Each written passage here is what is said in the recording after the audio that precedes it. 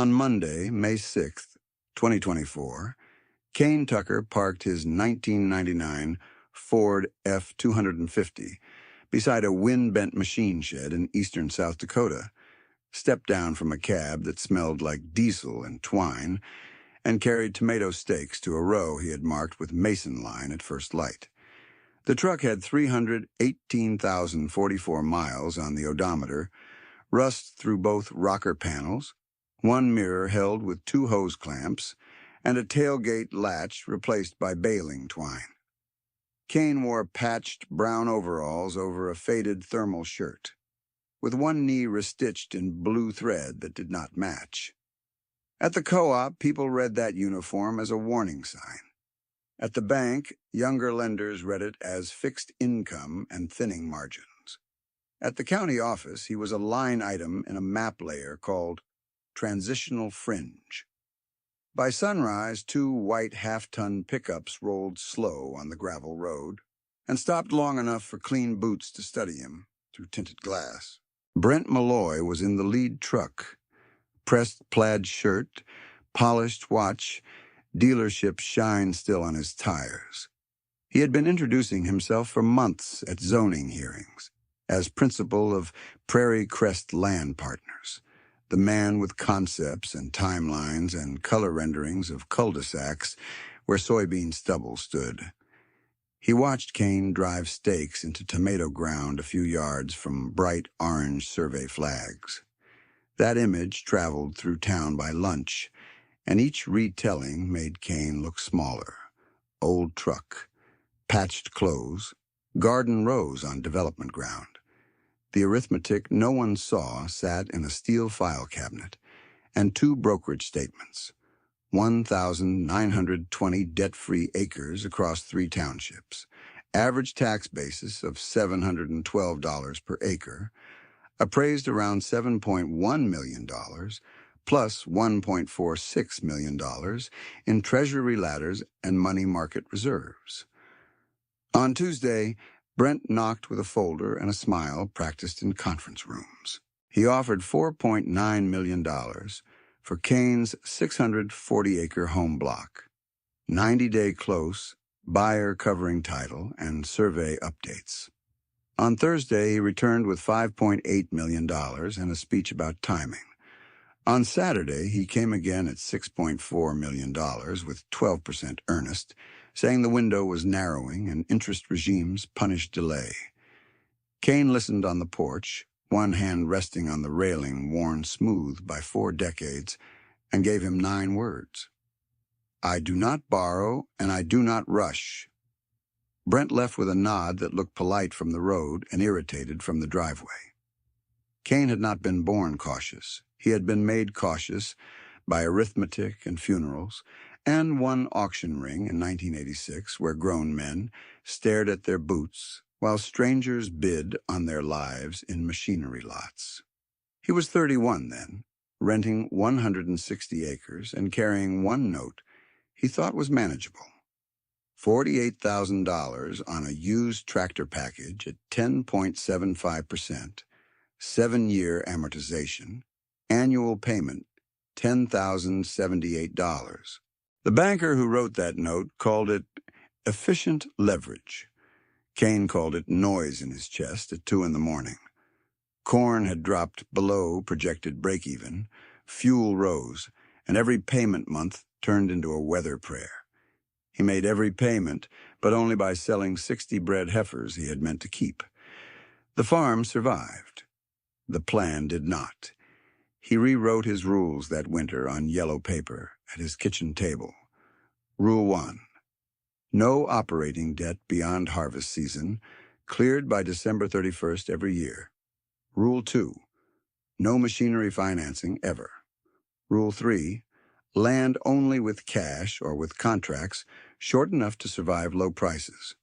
Rule 4. Living costs stay low enough that one poor crop did not trigger a bad decision. Rule 5.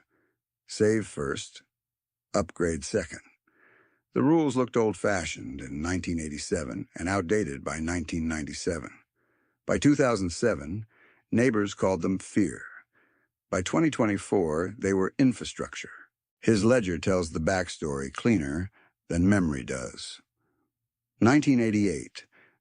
Bought 80 acres from a retiring cousin, $61,600 cash, financed by livestock sale, and 2 years of retained earnings. 1991. Added 120 acres at $790 per acre, total $94,800, cash with crop insurance payout from hail year covering $18,300 of the purchase.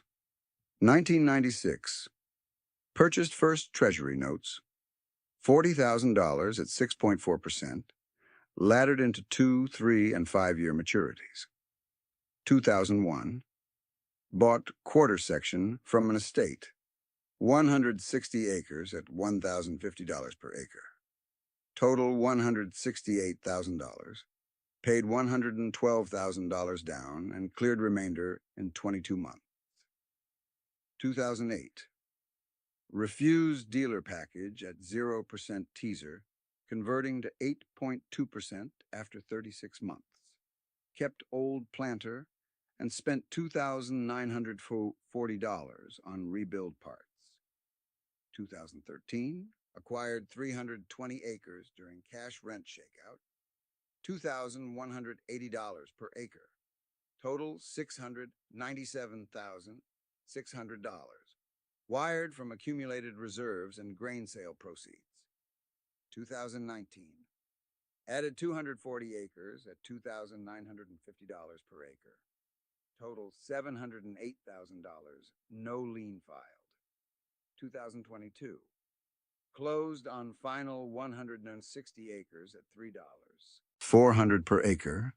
Total $544,000 cash, leaving $1.12 million liquid after closing.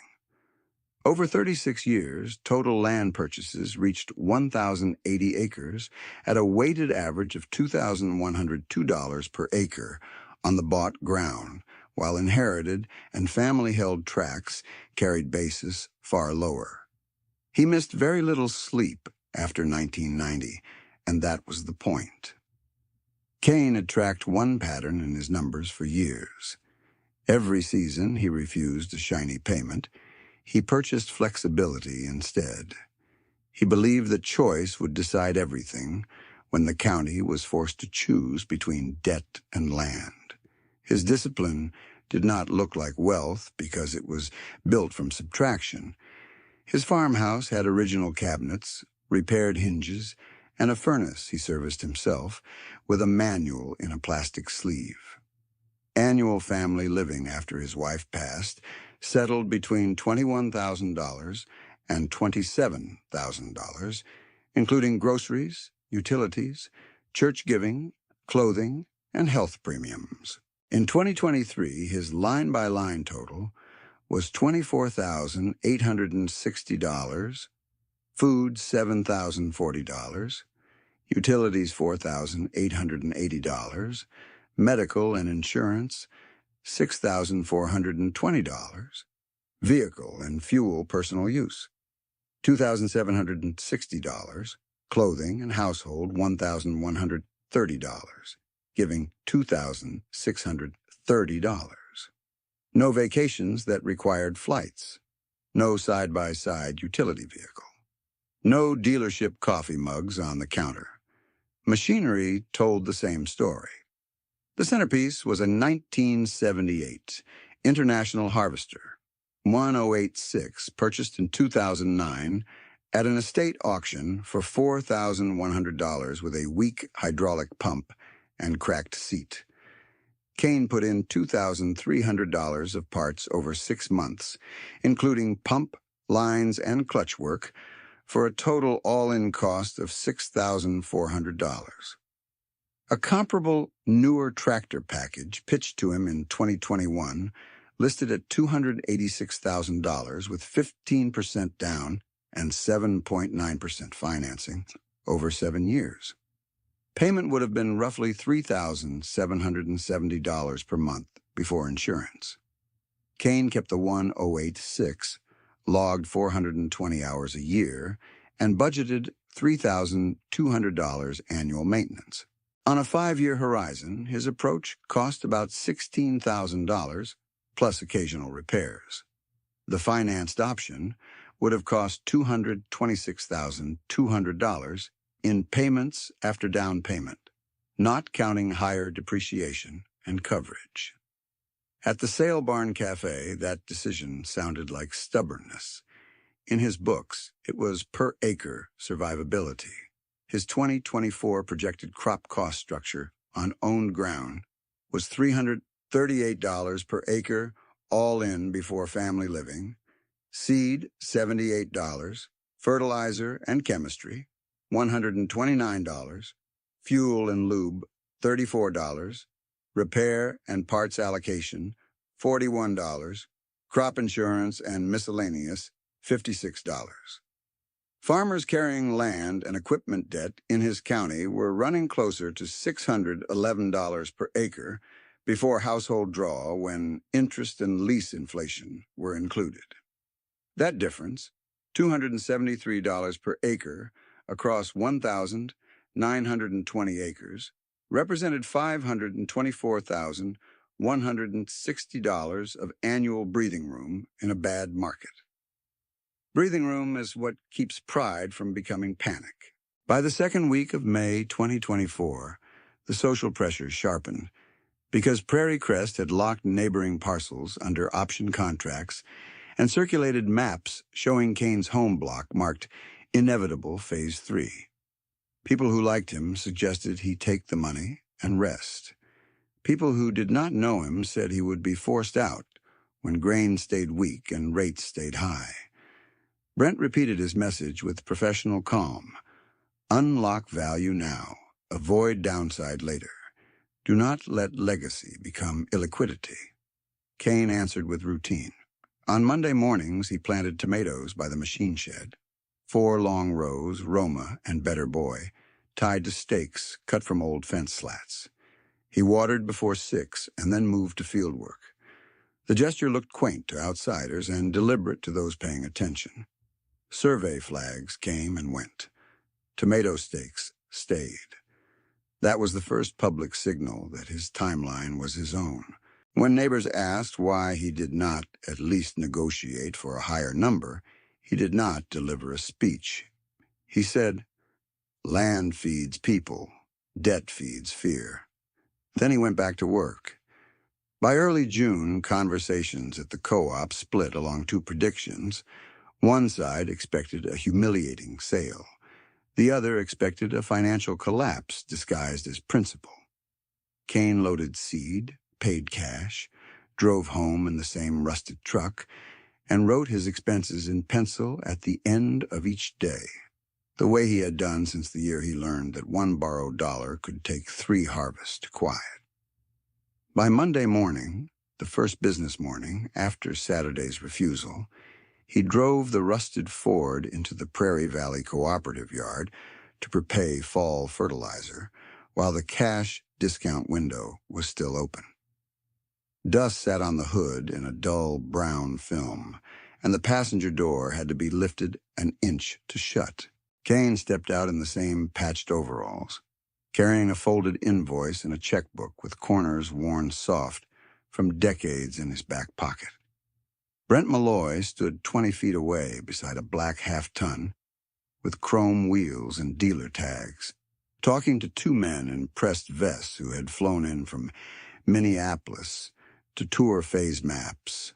One of them glanced at Kane, then at the old truck, then back to Brent with a look that asked whether this was really the holdout. The invoice total was $118,640.72 for dry blend, chemistry, and micronutrients on forward order. The cooperative manager, Dana Phelps, looked at the check and then looked up again, because people who appeared strapped did not usually write 6-figure prepay checks in blue ink before coffee.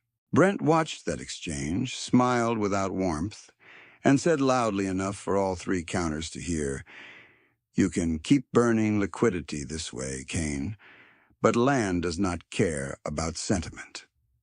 Kane folded the receipt once, placed it in a manila envelope, and answered without raising his voice. Cash flow first. Opinions after. The investors laughed like men humoring a stubborn uncle.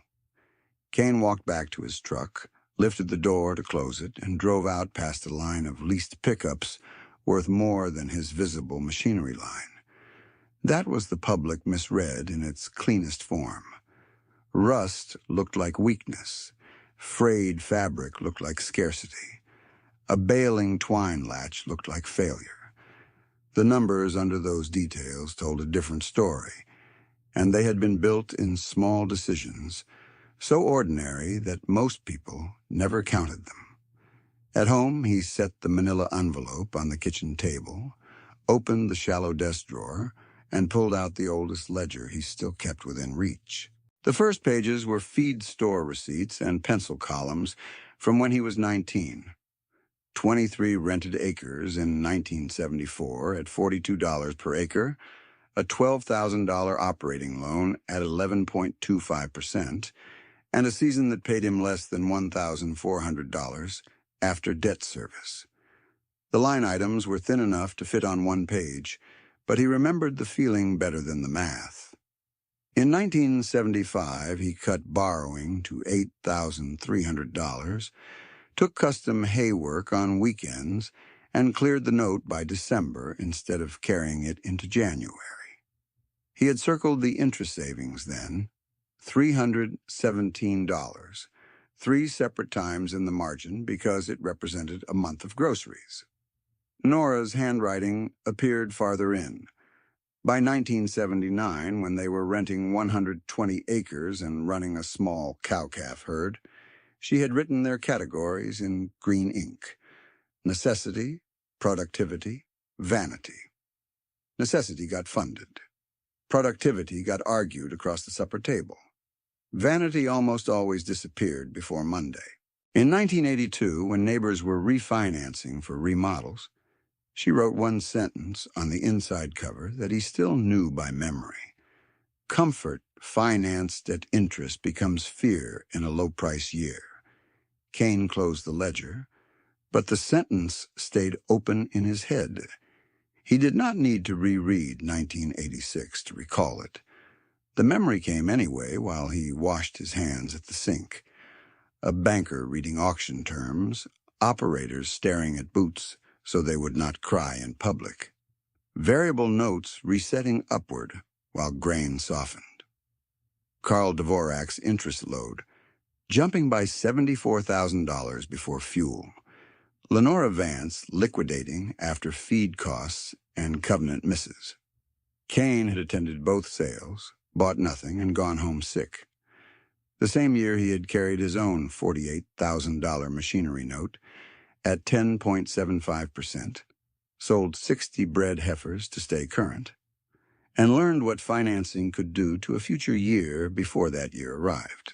When he cleared that note, he pinned his rules above the desk. No machinery loans and land only with short, survivable terms or cash. Operating line cleared by year-end. Living costs low enough to absorb one bad crop and one bad market at the same time. The phone rang twice that afternoon and once after dark. He let each call roll and went to the shed instead. Over the next 3 days, he worked through the routine that had built his balance sheet. He pulled the 1978 International Harvester 108-6 into the bay, drained hydraulic fluid into a marked pan, replaced a seep at the remote coupler for $42.18 in seals and fittings, and greased every point by hand. The tractor's full rebuild had cost him $6,400 all in, spread over patient seasons, and he had declined financed replacement machinery every year since. He did not outsource what he could inspect. He did not replace what he could repair in any single week that looked small. Over 15 years, it kept annual machinery costs per acre near $41, while neighboring finance fleets were frequently above $130 before depreciation shocks. Tuesday morning, he moved from the tractor to the parts wall, updating handwritten cards as he restocked what he had used. Common bearings, belts, hydraulic ends, hose stock, filters, nothing glamorous, all essential. He had learned to buy those in annual bulk lots when pricing softened, usually around December, and budgeted around $12,400 for preventive inventory, so spring breakdowns did not force emergency dealer pricing that could run 30 to 60% higher. Fuel was contracted in tranches, not guesses. Insurance was shopped every other year with loss history spreadsheets, not loyalty language. The process read tedious on paper. In practice, it stripped panic from decision-making. At lunch, he sat with a cup of reheated coffee and scanned the acquisition pages, not as nostalgia, but as operating reminders. In 1991, at a retirement auction, he had bought a 6-row cultivator for $600, rebuilt shanks and sweeps for $390, and run it 7 seasons. In 1998, he bought a grain drill for $350, put $280 into opener discs, and seeded with it until 2006. In 2008, he had refused a glossy 0% package after reading the reset terms and dealer fees in the back pages, then spent $2,940 rebuilding his planter instead. The preserved cash became treasury notes in a winter dip. Maturities later fed a land down payment. None of those moves looked decisive in the month they happened. Taken together, they were the pattern. His household books followed the same structure. After Nora passed, he kept what they built: 1 paid-off pickup, 1 work truck, no recurring subscription expenses, no financed recreation equipment, and repairs done before failure cascaded. He wrote non-farm household totals in neat block numbers at the top of each annual page. For 2022, $23,910. For 2023, $24,860, mostly medical premiums and 1 furnace motor. People in town asked why a man who controlled 1,920 debt-free acres still mended his own cuffs and drove a 1999 Ford F250 with 318,044 miles. He usually answered with silence because silence took less time than argument. The ledger answered anyway. By Wednesday evening, with Brent's phase maps still circulating and coffee shop forecasts still dividing between heel cave and heel crack, Kane's liquidity page remained the same kind of boring that had protected him for decades. Laddered treasuries, short duration, staggered maturities every 90 days, and money market balances sized to cover 2 full crop years of inputs without borrowing. After the 2022 land purchase and before Brent began knocking, liquid reserves had still sat around $1.12 million. By spring 2024, as maturities rolled and commodity hedges settled, that moved toward $1.46 million. Appraised land value near $7.1 million. Average tax basis at $712 per acre. Operating debt zero. Thursday afternoon, he drove west of town for a small implement auction that had drawn a thin crowd under a hard wind. Credit had tightened, and a nearly dismissed 1970s tandem disc sat behind newer paint while most bidders clustered around financed iron. Kane crouched, checked bearings, measured blade wear, and watched 2 men lose interest when they saw surface rust. He bid $1,900 and got it. A dealer agent nearby offered a modern equivalent for only $612 a month over 72 months. Kane paid at the clerk table, loaded the disc, and drove home with no new obligation. Replacement bearings and 2 tires brought total cost to $2,640. The finance path would have run $44,640 $64 before insurance and service call premiums. Spread, $41,424, almost the annual lease on 160 acres in his county. Brent called that evening and framed refusal as risk again. Kane listened, thanked him for the update, and ended the call in under a minute. He went back outside, checked tomato lines by flashlight, and tightened 2 loose ties where wind had pulled stakes off plumb. Survey flags still stood near the machine shed, where he had planted on Monday, bright and temporary against the dark. Then he sat at the kitchen table, entered the day in pencil, and totaled the week to date. Prepaid inputs posted, auction purchase logged, repair costs current, operating debt 0. The man who looked poorest in the co-op yard was not bracing for collapse. He was staying inside a framework built after 1986, reinforced in quiet seasons, and tested now in public.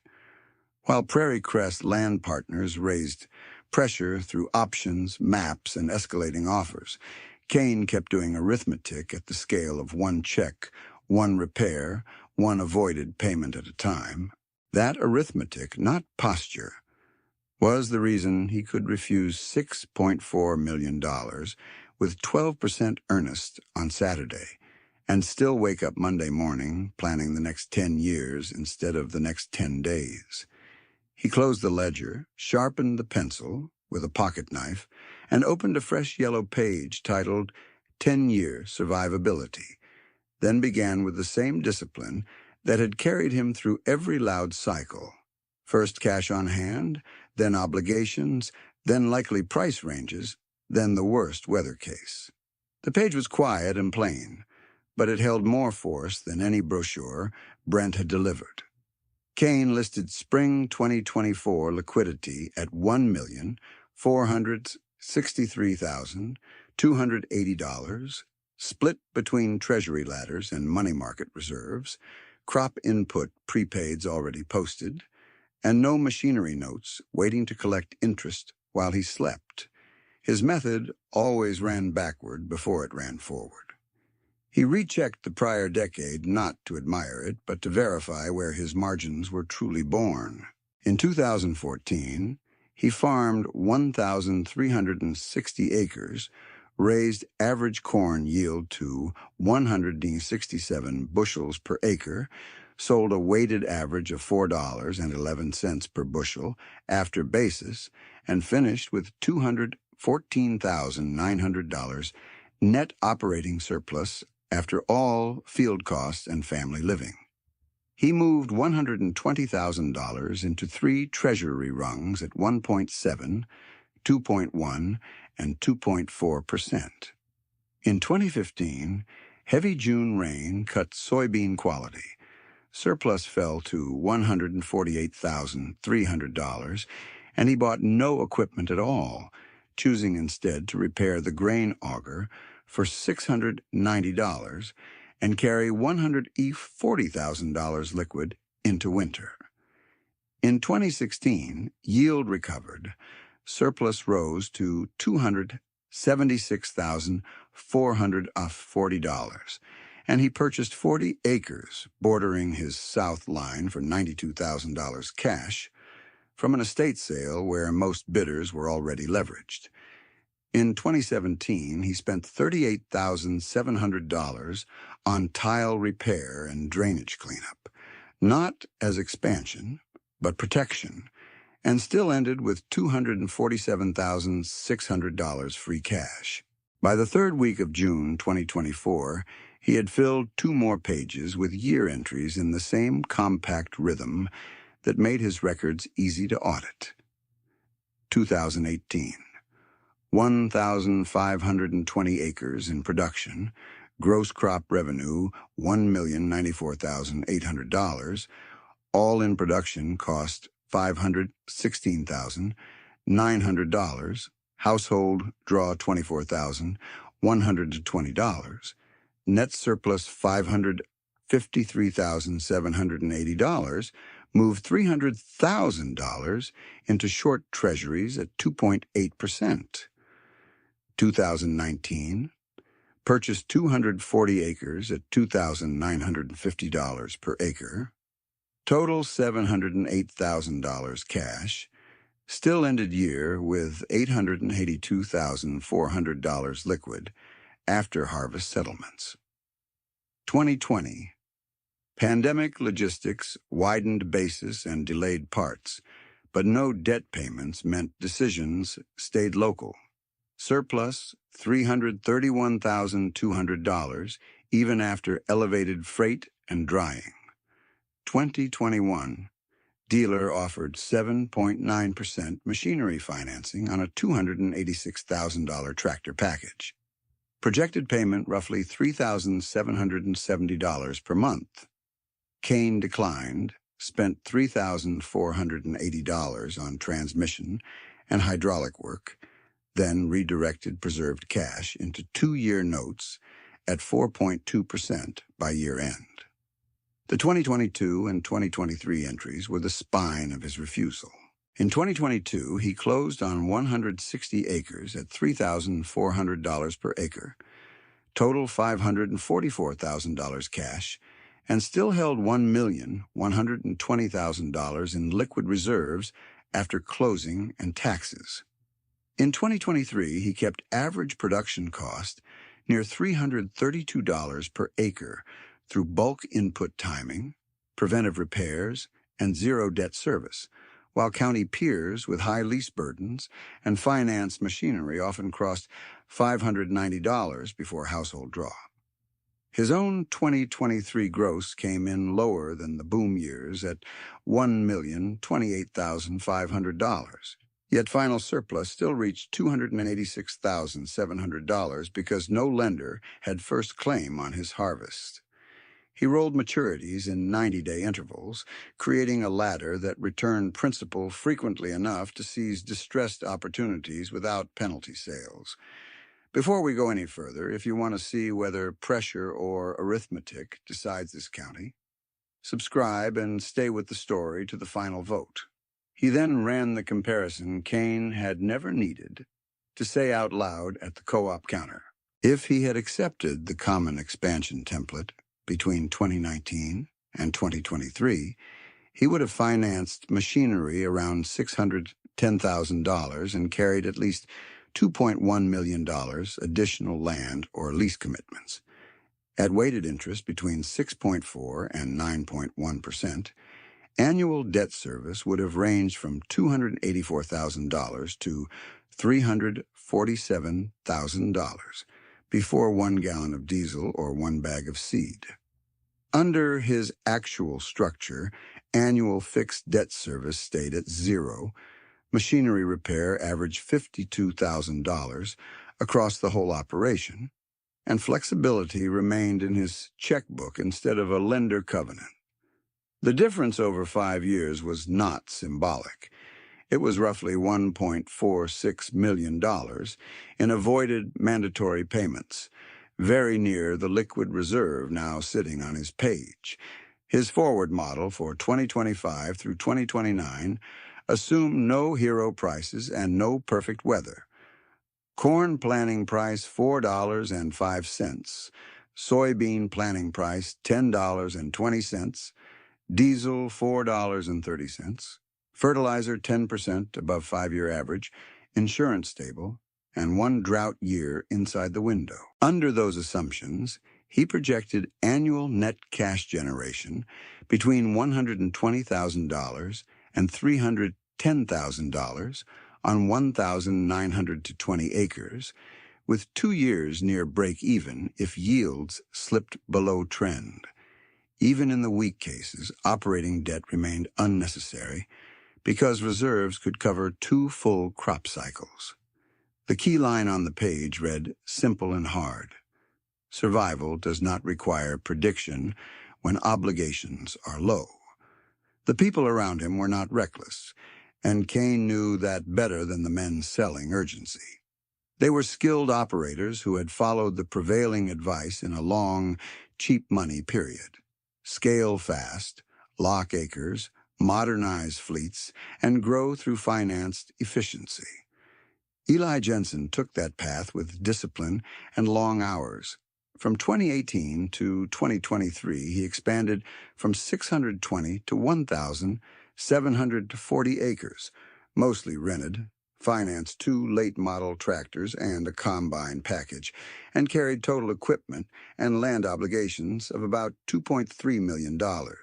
At 5.4% variable rates, his annual interest and principal schedule was heavy but manageable, with strong yields.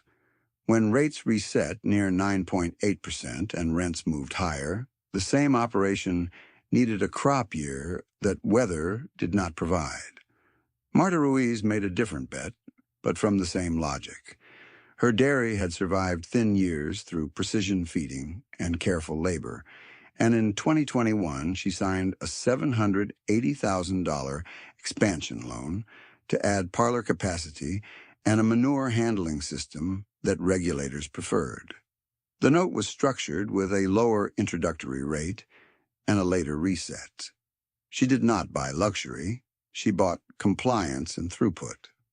Then feed costs climbed, milk checks flattened, and the payment calendar stopped matching her cash curve. By late 2025, she had missed 3 scheduled payments, not because she lacked work ethic, but because the financing model assumed stability that never arrived. Owen Black, 31, represented the youngest edge of the same pressure. He entered with rented acres, solid agronomy, and 1 refinance signed in a friendlier rate year. His renewal came back at 10.2%. Interest cost alone moved from $28,400 to $61,900 annually, a number large enough to erase his entire machinery repair budget and most of his household draw. He cut personal spending, postponed upgrades, and sold grain in disciplined tranches, but math ignored optimism. He told Kane one evening at the fuel pump, voice flat from fatigue, "I can grow crop. I cannot grow margin at this rate." Kane nodded once and paid cash for diesel, while Owen called his lender from the parking lot. By mid-July 2024, the county had split into 3 financial camps, those still floating on fixed-rate decisions made before the reset, those rolling variable lines and hoping for price recovery, and those like Kane who had no bank-mandated payment schedule to satisfy. Brent's firm kept buying options around section roads, and the maps grew bolder, framing Kane's 640 as a stranded parcel inside Plan Phase 3. At supper tables and church steps, people argued over progress versus preservation, but beneath the language sat a narrower issue. Who could stay solvent long enough to choose? The crisis arrived as a sequence, not a single storm. August heat clipped pollination on lighter ground while subsoil moisture thinned.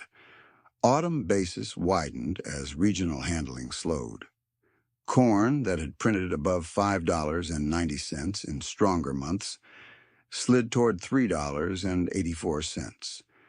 Diesel held near $4.71 through harvest windows when every pass mattered. Input suppliers tightened terms. Bank committees that had approved broad operating lines at 5.4% revisited risk models and repriced renewals toward 9.8%, with extra collateral language attached. For operators already carrying equipment and land debt, 1 weak quarter became a cascade across the entire balance sheet. Kane's fields did not escape weather, but his business model absorbed it. At $338 per acre production cost on owned ground, he could withstand lower prices without breaching a covenant because there was no covenant to breach. Comparable financed operations near $611 per acre before family living were exposed to every tick down in price and every tick up in interest. On 1,500 acres, that gap approached $409,500 in annual pressure. Kane kept writing checks from reserves for fuel, repairs, and seasonal labor, then recorded each line in pencil at night. He did not celebrate weak markets. He simply stayed in control of his timing. 3 days after Labor Day, Eli met with his lender and lost 1,100 rented acres when the landlord group chose lower counterparty risk over loyalty. He did not shout.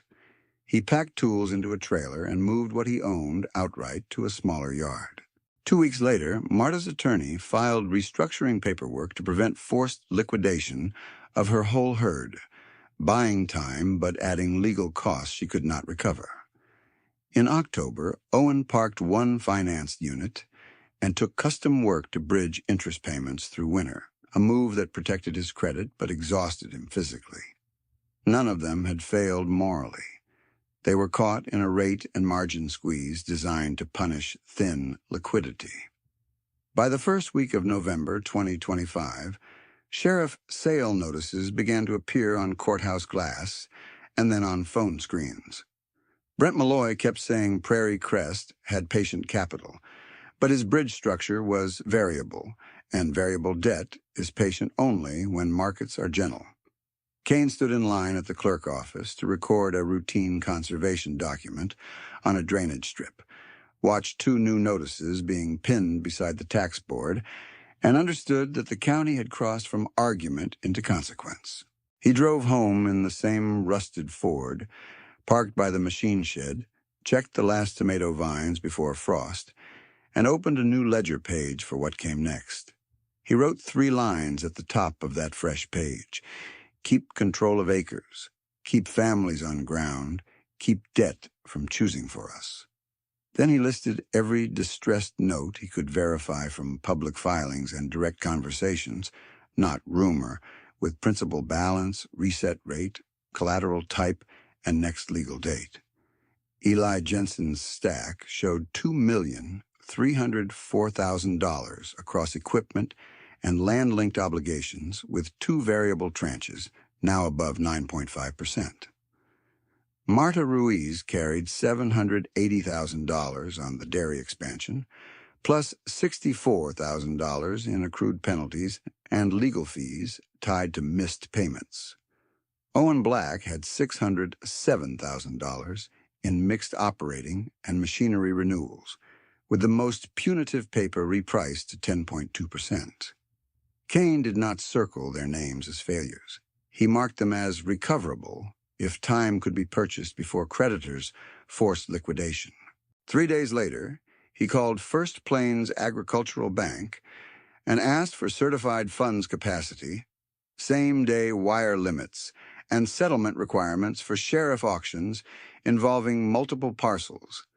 The loan officer who took the call transferred him to Martin Hale, the same branch manager who had once advised him to harvest equity while rates were favorable. Martin explained the process in formal language, then paused when Kane asked for 3 certified checks in blank amounts up to $2,400,000 total. "Do you intend to leverage?" Martin asked. Kane answered in 6 words. "No, I intend to close cash." Martin did not reply for a full breath. He scheduled an in-person meeting for Monday. By the second week of December 2025, Prairie Crest's pressure campaign had gone quieter in public and louder in legal paperwork. Option parcels were still under contract, but title extensions appeared, and one civil filing referenced a covenant test tied to pre-sale absorption targets in Phase 1. That language mattered because it meant Brent's financing was no longer patient equity in practice. It was time debt requiring velocity. Kane read the filing, stapled it to his ledger page, and wrote one note in the margin. "If their clock is debt, my clock is weather."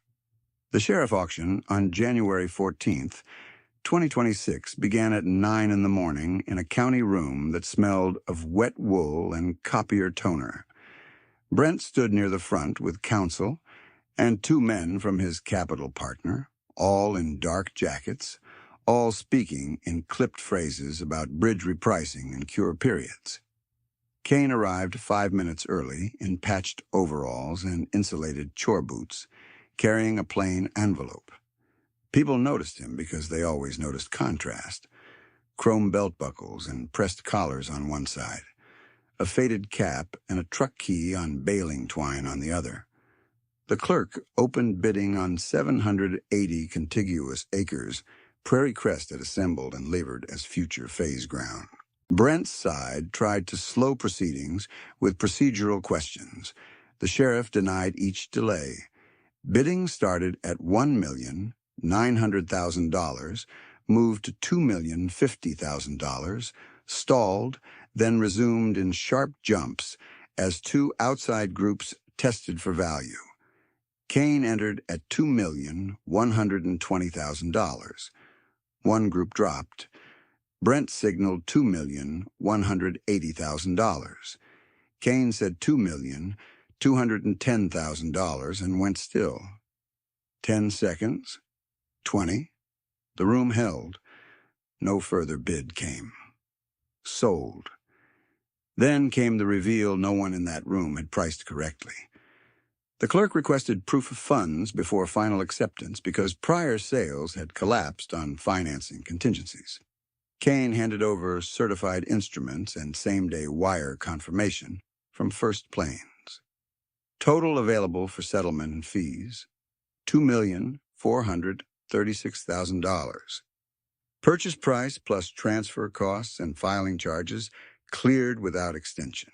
Martin Hale, present to validate wire receipts, watched the transfer post, and then saw the remaining liquid position on the account summary that printed with the confirmation: $1,836,447.12 after closing. He looked up at Kane, then at the patched knee on his overalls, then back at the screen as if an additional page might appear explaining the mismatch between appearance and solvency. Brent read the posted result, jaw tight, and said nothing at all. If you are tracking this with your own balance sheet in mind, pause and ask yourself one question. When pressure rises, which matters more, image or liquidity? Kane filed conservation use restrictions on the auction tract within days, 15-year terms that blocked speculative replatting and preserved agricultural classification. He did not hold a press conference. He drove to Eli's yard first. Eli was loading a welder onto a trailer he planned to sell for working cash. Kane stood beside the trailer fender and made a direct offer. Kane would buy and retire $400 to $12,000 of Eli's highest-rate secured paper at negotiated discount from the bank. In exchange, Eli would lease 640 acres from Kane at $185 per acre, fixed for 5 years, below county moving rates that had pushed above $245, and Eli would sign one covenant: zero new machinery debt for the lease term. Eli asked what interest Kane wanted. Kane answered, 0. Pay principal when margin allows. Eli sat on the trailer rail and cried once quietly, then signed. Marta Ruiz came next. Her restructuring attorney had carved out weeks, not stability. Kane met her and her bookkeeper at the dairy office with a yellow pad and a calculator.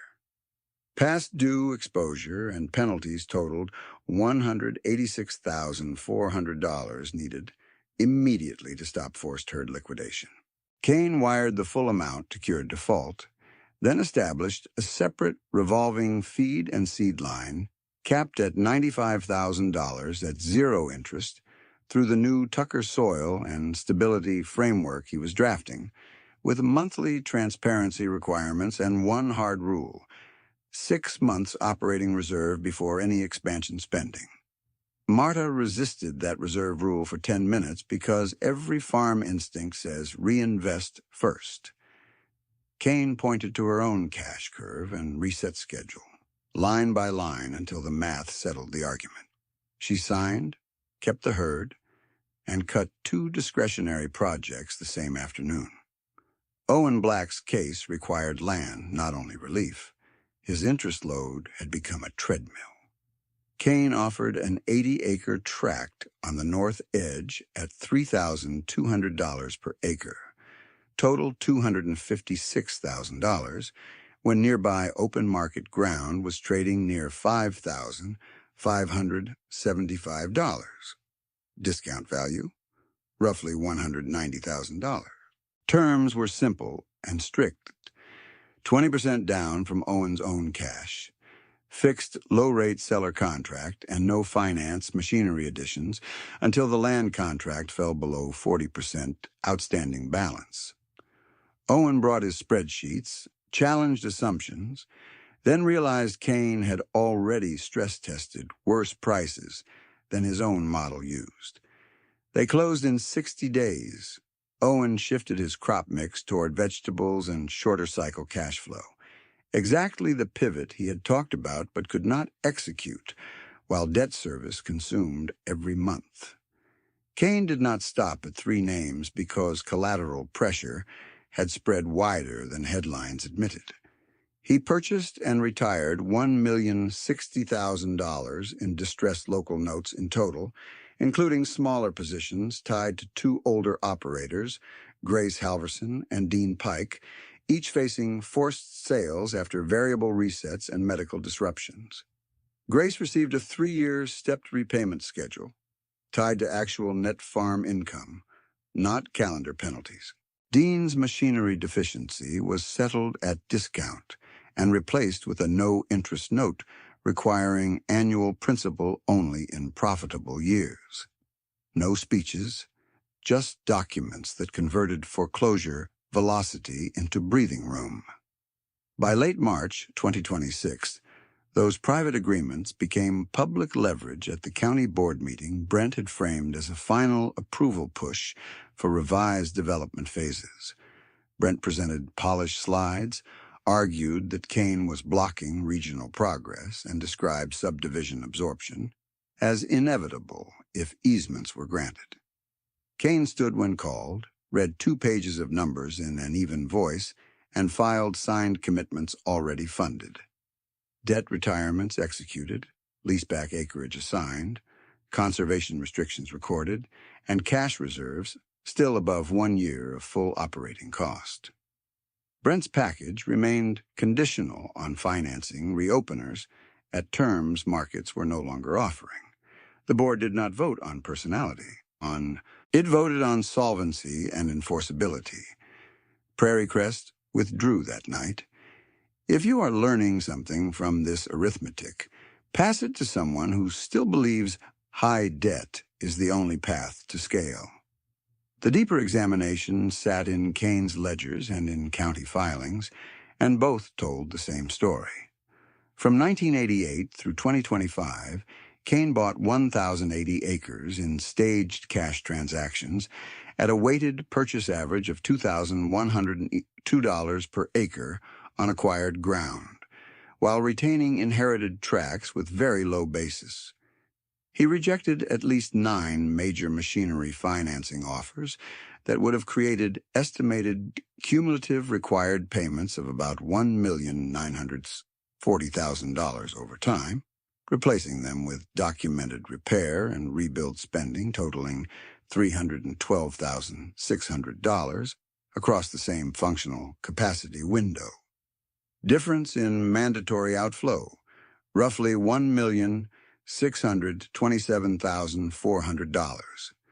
Add interest preserved and reinvested through treasury ladders, and the liquidity compounding became non-trivial. One sequence from his books explains the mechanism cleanly. 2020, free cash after harvest and taxes, $331,200. Treasury allocation, $210,000.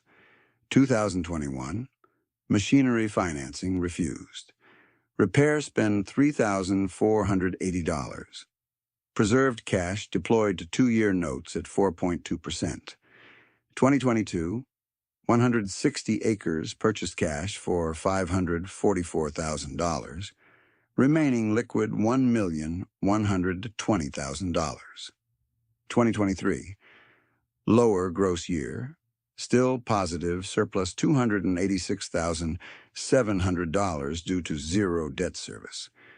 2024, liquidity rose to $1,463,280 despite weak commodity trend. January 2026, 780 acres acquired for $2,210,000 cash under distress pricing, with post-close liquidity $1,836,447.12 due to matured ladder rungs and prior retained earnings. March 2026, $1,060,000 distressed notes retired locally without borrowing. That is the full hinge of the parable. Debt did not merely cost interest, it stole timing. Cain's refusal to owe gave him the right to act when everyone else had to ask permission. Recipient trajectories confirmed it was not charity theater. Eli's new fixed lease reduced annual acreage cost by about $38,400 compared with prevailing rates on 640 acres, and his retired high-rate paper cut required annual outflow by another estimated $72,000. Marta's cured default prevented herd liquidation losses that her attorney had projected near $240,000 under forced sale conditions, and her reserve covenant built the first true cash buffer in her operation. Owen's discounted land contract lowered entry cost by roughly $190,000 and replaced rate shock with predictable payments, freeing working capital for profitable crop diversification.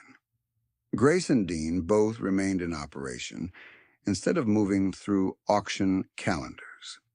Multiplier effect, measured conservatively by preserved productive acres under local operators, 1,960. That number was larger than Cain's original home block, and that was the point. That number was larger than Cain's original home block, and the county staff could verify it parcel by parcel because every transfer, restriction, lease, and note release had been recorded before the meeting adjourned. Within 10 days, the first practical test arrived: spring operating decisions. Cain met each recipient at his kitchen table with printed cash flow sheets, then at each farmyard with boots in the mud, because projections had to survive real ground. He asked one question in every meeting: what breaks first if prices drop again? The answers differed. The discipline did not. By the third week of April 2026, Eli Jensen's plan was no longer defensive improvisation. Cain's retirement of $412,000 in Eli's highest-rate paper had removed the most punishing payment stack, and the fixed 5-year lease at $185 per acre gave him known cost on 640 acres. Eli sold one underused high-horsepower unit, kept the combine he could service himself, and redirected proceeds to seed and working capital. His prior annual fixed outflow had been near $286,000 across rent, stress, and debt service. Under the new structure, modeled fixed obligations dropped near $171,000. That $115,000 gap became margin, then reserve. In harvest 2026, he posted a modest profit. In 2027, he posted a better one. By September 2028, he was current on every scheduled principal repayment to Cain and had rebuilt a cash cushion equal to 4.8 months of operating expense. He did not buy newer paint. He bought time. Marta Ruiz's recovery took tighter monthly management because dairy cash curves punish sloppy calendars. Cain's immediate cure transfer of $186,400 stopped forced herd liquidation, but the real hinge was the reserve covenant she had resisted. Her bookkeepers send monthly statements to both Marta and Kane for the first year, tracking feed, veterinary expense, parlor maintenance, labor, debt reduction, and reserve balance as separate lines with no blending. The zero-interest revolving line, capped at $95,000, was used twice in controlled intervals and paid down on schedule. She also applied surplus to principal, cutting expansion debt by $312,000 by autumn 2027, exactly the number she had set as her 2-year target. When milk checks dipped in early 2028, she did not miss payments because 6 months of reserve sat ready, untouched until needed. She still worked before dawn. She no longer worked in panic. Owen Black's path looked smallest in acreage and strongest in direction. The 80-acre sale at $3,200 per acre, with discount value around $190,000 against nearby trades, gave him owned ground at a survivable basis. He made the 20% down payment from his own cash and signed a fixed-seller contract that he could model through weak years. Free from rate shock, he executed the crop mix pivot he had talked about at the fuel pump, diversified vegetables on the most suitable soils, disciplined grain on the rest, and direct regional contracts that paid on shorter cycles. In 2026, he finished just above break-even after transition costs. In 2027, he posted his first clear profit with a net that covered family living, contract payments, and reserve contributions. By the second week of October 2028, he had reduced principal below the 40% threshold and still declined new machinery financing, honoring the covenant without argument. Grace Halverson and Dean Pike stabilized on quieter trajectories that never reached headlines and mattered anyway. Grace's stepped repayment schedule, tied to real net farm income, prevented a forced sale at the bottom of the cycle and let her keep 220 acres in rotation while recovering from medical disruption. She paid less in year 1, more in year 2, and met every agreed benchmark by year 3. Dean's discounted machinery deficiency settlement removed compounding penalty pressure, and his no-interest note with profit year principal rules matched the actual volatility of his operation. He used 2 good crop years to accelerate principal and 1 thin year to hold steady without default. By mid-2029, both remained in operation, solvent and independent, not because conditions turned easy, but because terms were built to survive hard conditions. The multiplier effect then moved from anecdote to arithmetic. Preserved and stabilized acreage under local family operators reached 1,960 acres. At a conservative $4,800 per acre local value benchmark, that represented $9,408,000 of productive land staying in agricultural use, rather than forced liquidation pathways. Annual interest expense avoided across the restructured cases, compared with prior variable rate trajectory, was estimated near $247,000. That saved cash did not disappear into abstraction.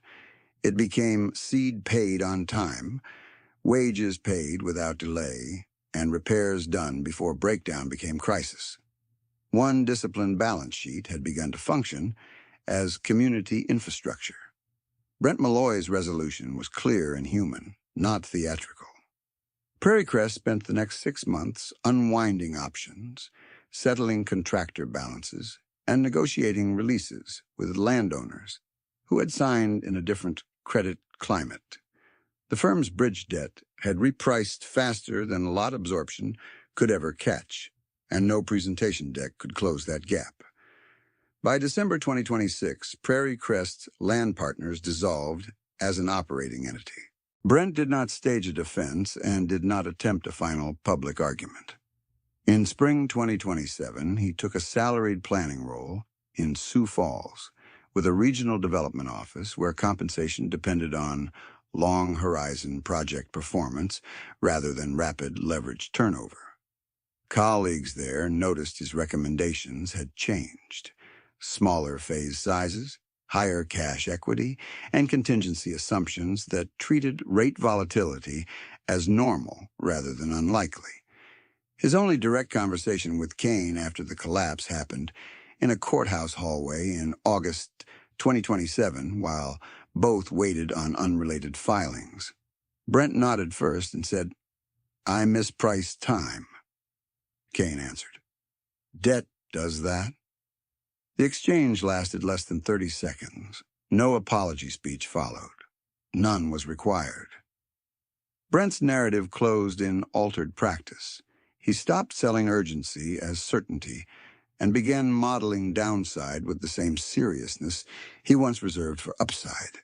By autumn 2027, Kane formalized what had already begun by creating the Tucker Soil and Stability Fund with a $2,400,000 endowment, documented in county and state filings and governed by plain rules written in language local operators could use.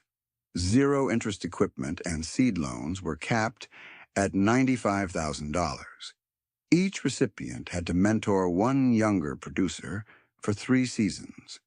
Each operation had to present a reserve policy before receiving funds. Each annual renewal required evidence of debt reduction or stable zero-debt operation, not acreage bragging. Dana Phelps from Prairie Valley Cooperative administered compliance paperwork because she trusted numbers more than rhetoric, and Martin Hale verified annual account attestations, a quiet reversal from his earlier harvest equity advice. The roll call by 2029 read like a ledger balanced in full. Kane Tucker still farmed from the same modest house, still drove the 1999 Ford F-250, now past 331,000 miles, and still started Monday spring mornings in tomato rows beside the machine shed. The 1978 International Harvester, 1086, remained in service. Paint faded, maintenance current, annual hours steady. Eli Jensen operated 640 acres under the fixed lease-to-own framework and remained current on every obligation. Marta Ruiz retained her herd, reduced debt materially, and maintained the 6-month reserve rule in writing and in practice. Owen Black held his 80 acres under declining principal and posted 2 profitable vegetable years without violating machinery, debt limits. Grace Halverson and Dean Pike stayed on their ground under terms that matched agricultural reality instead of spreadsheet fantasy. Brent Malloy lived and worked in Sioux Falls, employed, steady, and visibly less certain of leverage as Universal Medicine. Even older names from Kane's formative pages had endings he now acknowledged out loud. Carl Dvorak, whose auction memory had haunted the county, passed away years earlier, but his grandchildren leased back part of their family ground under conservative terms and attended the fund's first winter workshop. Lenora Vance retired near her daughter in Mitchell after rebuilding savings through custom feeding work. She sent a handwritten note to Kane saying she wished someone had explained reset risk to her in plain numbers when she was 40.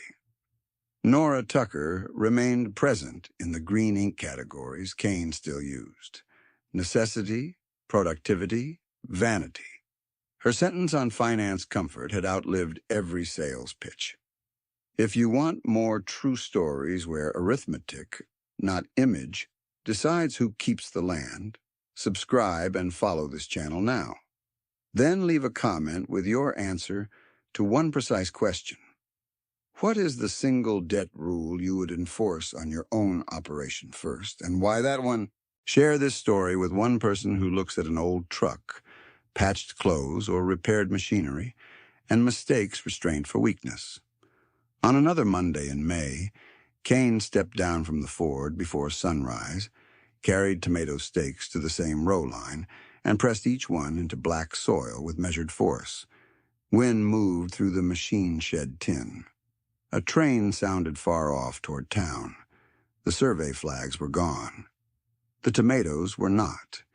He tied the first plant, checked the knot, and walked to the next stake with the same pace he had used for 40 years. Steady enough to outlast fashion, quiet enough to be misread, strong enough to keep families on their ground.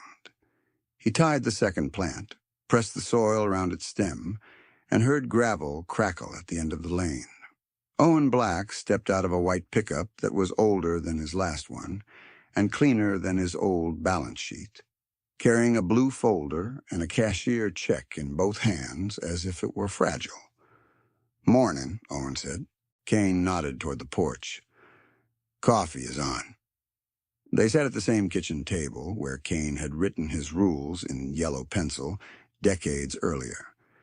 Owen opened the folder, laid out his vegetable contracts, input receipts, and a principal payment schedule with 3 columns highlighted in green.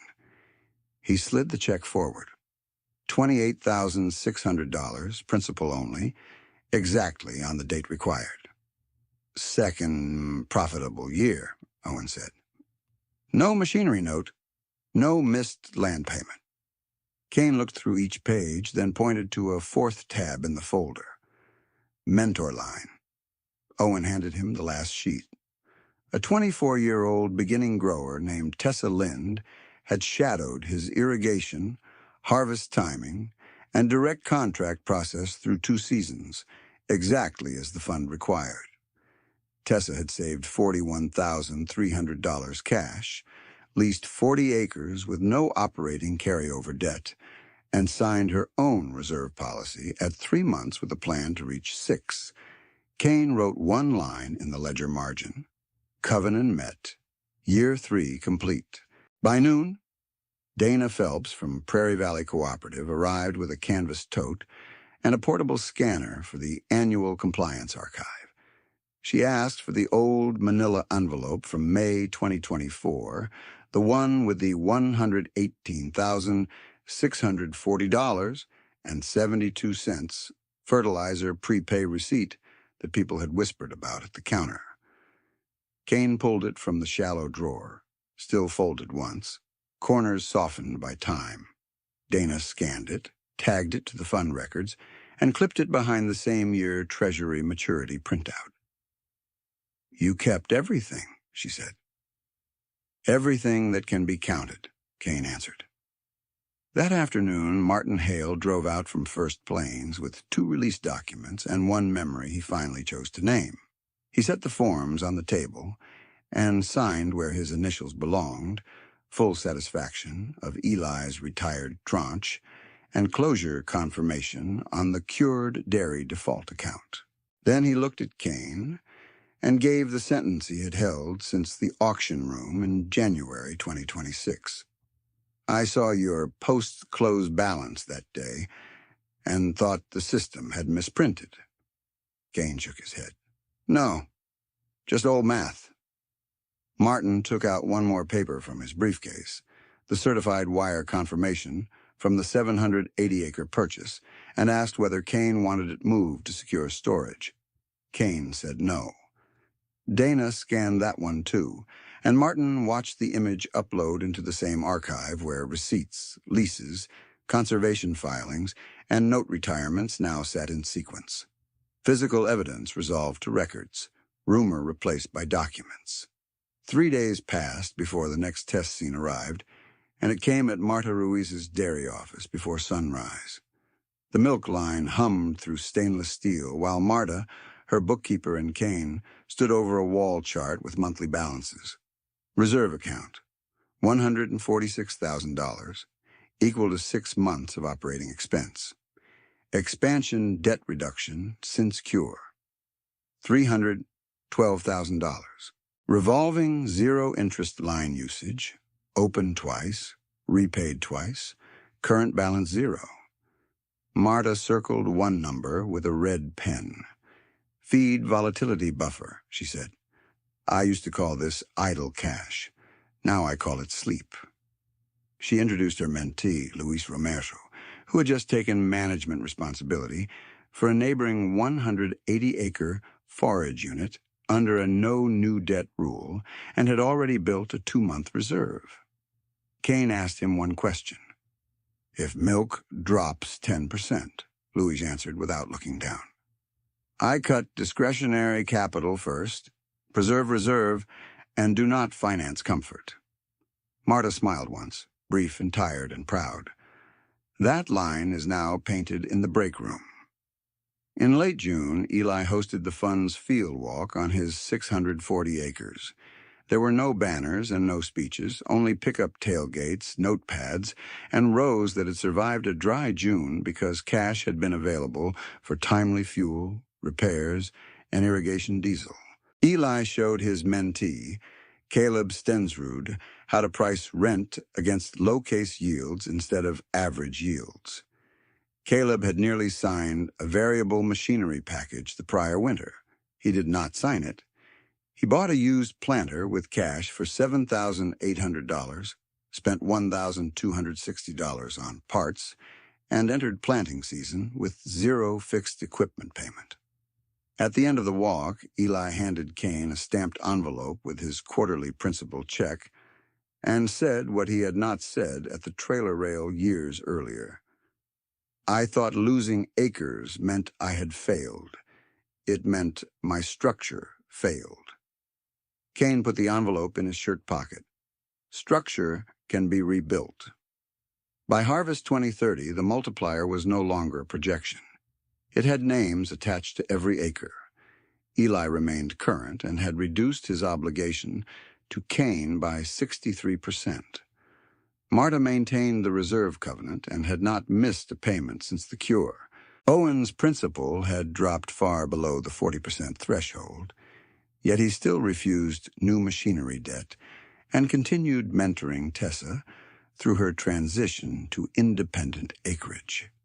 Grace Halverson completed her stepped schedule on time and renewed her crop rotation lease for another 3 years without distressed terms. Dean Pike paid down his no-interest note in 2 profitable years, held steady in 1 thin year exactly as written, and stayed solvent. At conservative valuation, 1,960 acres remained in local production under stabilized family operators. At operating level, avoided annual interest and penalty pressure still ran near $247,000 compared with the prior variable trajectories. That money continued to flow into seed, payroll, veterinary bills, and repair parts. Consequence measured in ordinary invoices. Brent Malloy's resolution unfolded in fluorescent conference rooms, not courtroom drama. In Sioux Falls, he became the planner who asked uncomfortable downside questions before approving any phase map. He required higher cash equity, shorter debt ladders, and stress tests at rates 2 points above market, because he had watched what happened when bridge assumptions outran real absorption. In one regional review, a junior analyst pushed for rapid expansion language Brent used to favor. Brent stopped him and said, "If the plan cannot survive slow sales and expensive debt, it is not a plan. It is a wish." In September 2030, Brent drove out alone to Kane's farm, parked beside the same 1999 Ford, and stood by the machine shed where tomato stakes had once defied survey flags. He carried no offer folder, only a legal pad. "I need your conservation covenant template," he said. "A township west of here wants growth and farmland both. I told them phased development without leverage spikes. They asked who taught me." Kane handed him a photocopy from the kitchen drawer. "Use plain language." Brent took the pages, looked toward the old orange flag stub still trapped under grass at the shed corner, and gave the loaded truth he never voiced in 2024. "Back then, those investors in my truck asked if you were cash poor. I told them yes. I knew by Thursday I was wrong. I kept selling the timeline anyway." Kane did not rescue him with comfort. You sell what you believe. Brent nodded once. I believe something else now. He left the pad copy signed and dated, then drove back to Sioux Falls, where he remained employed, steady, and notably less certain that leverage equals progress. By the first week of October 2031, the Tucker Soil and Stability Fund held $2,487,300 after distributions and replenishments. Because principal returned, Treasury yields accrued, and defaults stayed at zero.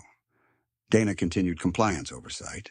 Martin verified annual attestations and taught younger lenders how to read farm liquidity beyond appearances. Tessa Lynn now operated 120 acres with no carryover operating debt and mentored one new entrant herself, completing the required cascade. Luis Romero advanced from mentee to partner manager and helped Marta keep reserve discipline through another price dip. Caleb Stensrud cleared his first full season with zero machinery financing and a positive year-end balance. Karl Dvorak's grandchildren still leased family ground under conservative terms and attended winter workshops each January. Lenora Vance, retired in Mitchell, sent another handwritten note after that winter session. I wish we had this arithmetic in 1984. Nora Tucker's green ink categories remained taped inside Kane's ledger cover, unchanged: necessity, productivity, vanity. Kane turned 76 in 2031. He still lived in the same house, still wore patched overalls, still drove the Ford past 347,000 miles, and still logged maintenance on the 1978 International Harvester 1086 by hand. The tractor remained mechanically sound because repairs were scheduled before failure, not after panic. The baling twine tailgate latch was finally replaced that winter by Owen with a proper salvage latch he paid for himself, then kept the old twine loop on a nail in the shed as a reminder that function mattered more than polish. On a Monday in May 2032, Kane walked Tomato Rose at sunrise again. The machine shed tin clicked in the warming light. The old survey markers were long gone, and the conservation lines were still in force. A train called from the east, same as years before. He stopped at the first stake, tightened the tie with careful fingers, and looked across ground that had nearly become pavement financed by fragile debt. The county had learned what his ledger had always said. Wealth is not the truck you drive into town. Wealth is the number of bad seasons you can endure without surrendering your choices. Wealth is the ability to turn private margin into public stability. Wealth is paying cash when others must ask permission. The man in patched overalls had never been the poorest operator in the township. He had been the least performative one. He pressed one more stake into black soil, checked the knot, and moved to the next plant at the same measured pace, steady enough to preserve land, steady enough to keep families farming, steady enough to make restraint look ordinary until the day it saved everyone who could still be saved.